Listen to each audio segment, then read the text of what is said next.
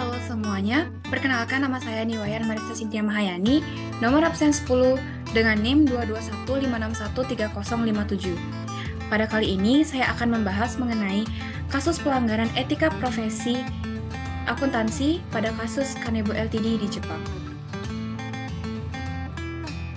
Skandal Kanebo Ltd melibatkan 4 auditor Chuo Aoyama dan 3 mantan eksekutif Kanebo atas dugaan persekongkolan manipulasi laporan keuangan pada tahun buku 2001 dan 2002 untuk jumlah aset dan kewajiban.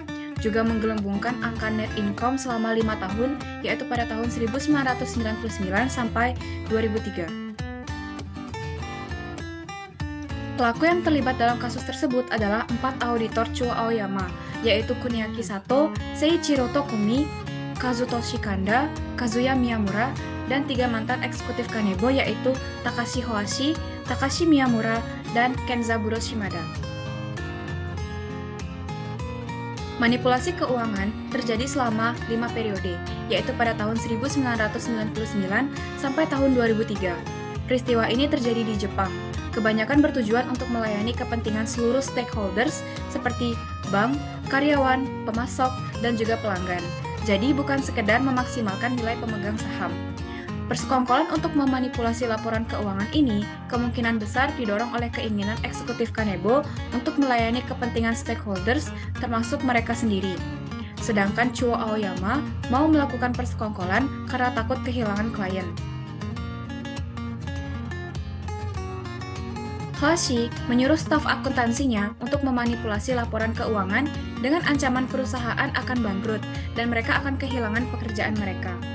Akhirnya, manipulasi dilakukan dengan membuat total aset lebih besar dari total kewajiban pada tahun 2001 dan 2002 dan mencatat penjualan fiktif dan beban di understate sehingga net income naik pada tahun 1999 sampai tahun 2003. Kanebo bersama auditornya telah mencatat keuntungan palsu tahun buku 1999 sampai tahun 2003 senilai 1,9 miliar dolar, yaitu setara dengan 200 miliar yen. Setelah dikoreksi, Restated Financial Statement menunjukkan kerugian kumulatif sebesar 207 miliar yen selama periode tersebut. Kemudian, untuk laporan keuangan pada tahun 2001 dan 2002, mereka mencatat nilai aset masing-masing yaitu sebesar 926 juta yen setara dengan 7,9 juta dolar dan 502 juta yen. Pada faktanya, yang terjadi adalah Kanebo memiliki aset negatif lebih dari 80 miliar. Lalu, bagaimana PwC Jepang menanggapi kasus ini? Pada bulan Mei tahun 2006, regulator di Jepang membekukan operasi Chuo Aoyama selama 2 bulan sebagai hukuman atas perannya. Dalam skandal Kanebo, PwC dalam menanggapi kasus ini mengadopsi A2-firm strategi di Jepang, yaitu yang pertama, meninjau lebih lanjut masalah kualitas audit pada Chuo Aoyama dengan mengganti brand namanya menjadi Misuzu. Yang kedua, membentuk afiliasi baru berukuran lebih kecil namun berkualitas tinggi di Jepang, yaitu A-Rata. 2 strategi PwC ini bertujuan untuk memenangkan kembali kepercayaan masyarakat, bisnis, dan regulator dengan memperbaiki reputasi. Etika profesi apa saja yang dilanggar oleh kasus ini?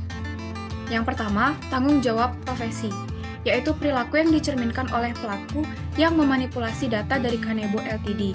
Ini sama sekali tidak menunjukkan tanggung jawab serta profesionalitas. Yang kedua, prinsip etika profesi, kepentingan publik, karena anggota tidak menghormati kepercayaan publik dan tidak menunjukkan komitmen atas profesionalisme. Yang ketiga, ada penipuan.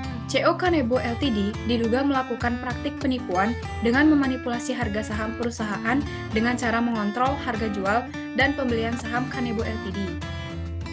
Hal ini merupakan pelanggaran etika profesi karena CO seharusnya melakukan aktivitas bisnis dengan jujur dan transparan. Berikut ini adalah review dari seksi yang dilanggar.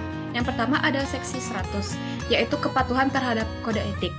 Pada kasus Kanebo Ltd ini, jelas bahwa pihak dari Chuo Aoyama dan pihak Kanebo Ltd tidak mematuhi kode etik.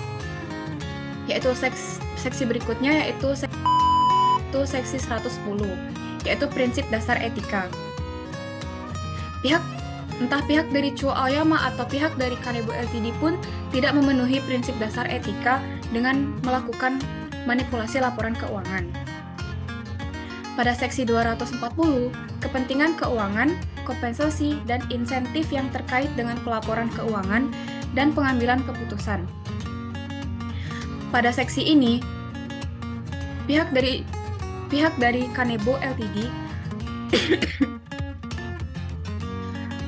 melanggar pelaporan keuangan, yaitu dengan memanipulasikan laporan keuangan perusahaan mereka. Yaitu pada seksi 270, tekanan untuk melanggar prinsip dasar etika. Di sini, Hoashi dari pihak Kanebo Ltd mengancam staf akuntansi mereka untuk melakukan pemalsuan laporan keuangan dengan ancaman bahwa mereka akan kehilangan pekerjaan. Dan juga pihak dari Chuo Aoyama melakukan pelanggaran prinsip dasar etika dengan tekanan mereka takut kehilangan klien. Seksi 360, yaitu respons atas ketidakpatuhan terhadap peraturan perundang-undangan. Di sini jelas sekali bahwa pihak dari Chuo Aoyama dan pihak Kanebo Ltd melanggar peraturan perundang-undangan yang berlaku.